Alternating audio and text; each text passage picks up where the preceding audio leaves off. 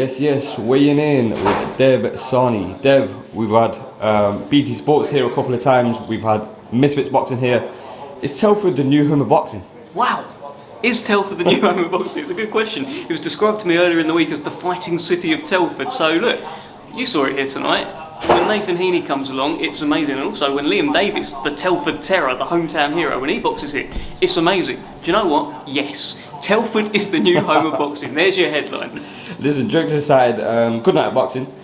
Tell me about that Kane and Baluta fight, man. Oh mate, I knew it. I've been warning you all since the fight was made that it was going to be something like that. I thought it was a brilliant fight. It's one of the best fights I've seen live, and it's just, you're watching every moment of it. When Kane had him down a couple of times in the first round, you think, no one does that to Baluta. But then you think, has he put too much into it in the first round? Apparently he broke his hand in the first or second round as well, and then he obviously slowed down. Baluta caught up with him, Baluta knocked him down. Just a brilliant fight. I want to see that again, and then again, and then again, and then again. Did you agree with the judges' scorecards? Do you know what? I wasn't scoring it. Yeah.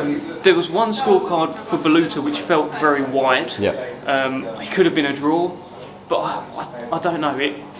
I'd have to watch it back, to be honest with you.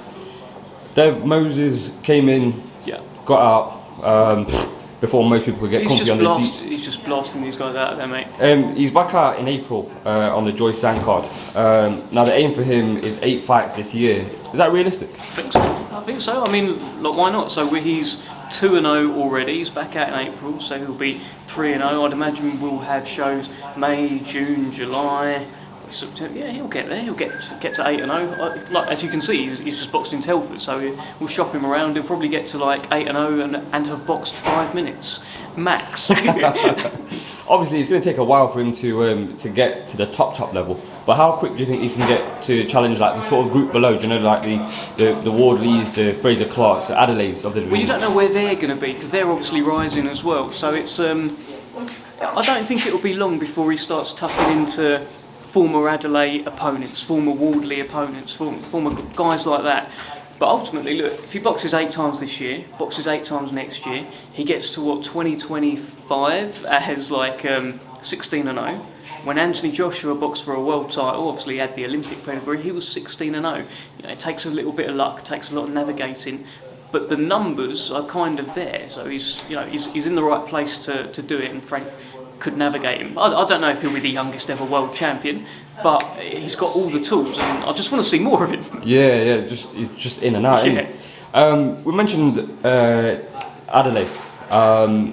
Big D. He's Big D. My guy. He's actually called out Wardley tonight. Do you think a fight can be made between Queensberry and Matchroom? Yeah, I think that the relationship between Queensberry and Matchroom is in a decent place, to be honest with you. Like the Parker Ryder happened, and that seemed to just like happen on BT. They're talking. I think there's a very good chance it could well happen. Why not? Especially if he gets called as the mandatory Adelaide. At that point it will be forced, because I don't think Wardley's ready to move on and challenge for world honours. But maybe he'll go a European route or something like that. But if that gets called, Frank will be licking his lips. Absolutely. Speaking of fights being made, obviously this week we saw the collapse of FuryUsyk. You're probably sick to death of talking about it. Correct. But are they both to blame for being too greedy? I honestly don't think it's the too greedy thing. I think what's happened here is when it was going to be in Saudi Arabia, they thought they were going to get this much, right? And then when it turned out it was going to be in Wembley, it was going to be this much. And then Fury got Usyk to accept this much of the pot, and now Usyk's looking at this, and he accepted that, by the way. Usyk's looking at this and thinking, I thought I was going to make like this much.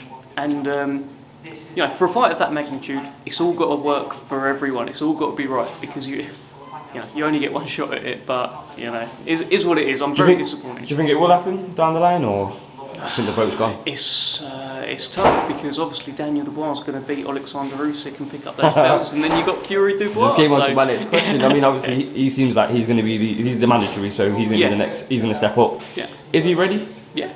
Yeah, you got to be ready. I mean, he's what, 25 years old. He's 20 fights, something along those lines, and he's got a shot at 3 of the 4 belts. I don't know if you're ever really ready, or supposed to be ready for someone like Alexander Usyk. The guy's a wizard and a genius. For Daniel Dubois to win this, he's going to have to hope that Usyk's probably a little bit on the slide. Is he? Is he not? I don't know. But look, Usyk's a huge favourite in the fight. There's no doubt about that. But you have to take it, because even if you lose, you might have wobbled him, or you might come out well from it. Your stock might go up. There's only wins in this really for Daniel Dubois for me.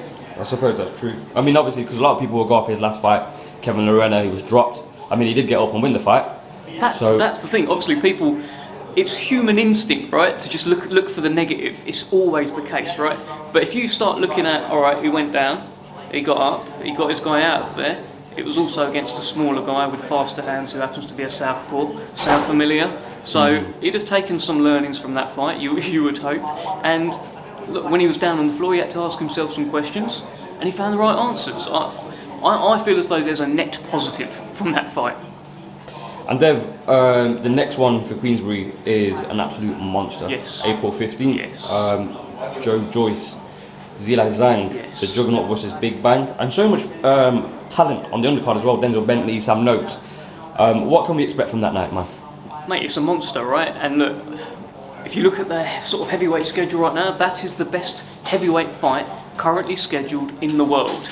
Unfortunately, because FuryUsyk hasn't happened. But that is the one, and that is, I think it'll be harder than what people think for Joe Joyce, to be honest with you. I think Zhang's got a good chance in the first sort of 4 rounds. He does hit very, very hard, and Joe Joyce does get hit. So I don't know if he's been hit by someone as hard as Zhilei Zhang. Daniel Dubois didn't really land his Sunday punch on Joe Joyce. So Zhang can bang, and I do think Joyce should be able to get to him later in the fight. But it's a very good fight, very good fight. And the undercard, yeah, as you're saying, Denzel Bentley, British middleweight champion's back. I wonder if he was watching tonight, because Nathan Heaney's sniffing around his belt. It's guys like Sam Noakes defending his Commonwealth title. It's a good show, and Moses is back as well. Dev, last one. It's been whispered that if Joyce makes it through, Fury is next. Who's whispering that? Are you whispering it? Did you whisper it? Mike Coppinger? Yeah, look, I don't know. That, like, the first I saw from it was literally that tweet. I guess everything just depends on what happens, really. You just, as we're learning in heavyweight boxing, you can't really predict anything, right? So it could be Daniel Dubois. What if Daniel Dubois beats Alexander Usyk and then he holds so many cards in the heavyweight division? You just don't know. Then maybe you do a Dubois-Joyce rematch, for all those belts. I don't know. You just don't know what could happen here. Very true. Very well answered. Very well sidestepped. A bit of a Mayweather there, but listen, Philly shout. As always, man, it's been a pleasure. Thank you for your time and thank you for weighing in. No problem, mate.